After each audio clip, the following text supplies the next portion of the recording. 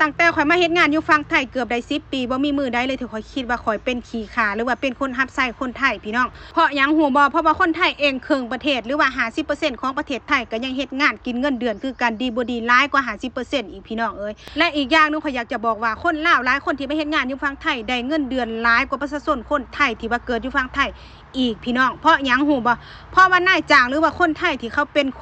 เจ้าของธุรกิจจังซี่น่ะนะเขาเบิ่งตามความเหมาะสมพี่น้อง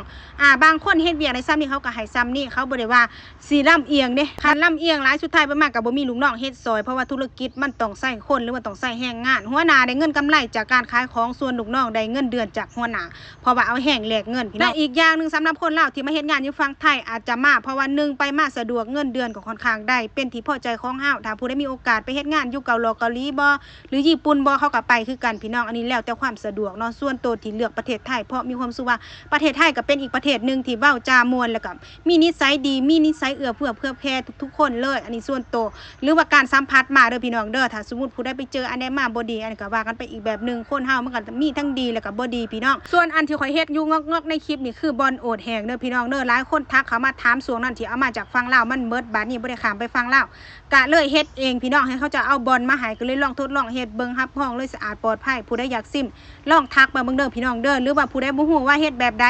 สามารถทักมาหาข่อยได้เดี๋ยวข่อยสิส่งคลิปวิดีโอหรือว่าบอกวิธีเฮ็ดให้คือรับรองในความแซ่บความหอมนี่บ่ให้เว้าเด้อพวกเจ้าเอ้ยบอลโอดคือหยังว่าติบอลโอดคือเป็นต้นบอลที่เฮาเอามาดัดแปลงหรือว่าเอามาเฮ็ดเป็นแบบนี้สามารถเอาไปปรุงเป็นอาหารได้เป็นอาหารลาวอีกชนิดนึงที่ว่าเฮ็ดยากแล้วก็หากินยากพี่น้องน้อยคนที่จะเฮ็ดเลยผู้ใดสนใจลองทักมาเบิ่งเด้อสิแบ่งให้ชิมหรือว่าลองแบ่งปันให้เบิ่งว่ามันสิเป็นจังไดพวกเจ้าสิ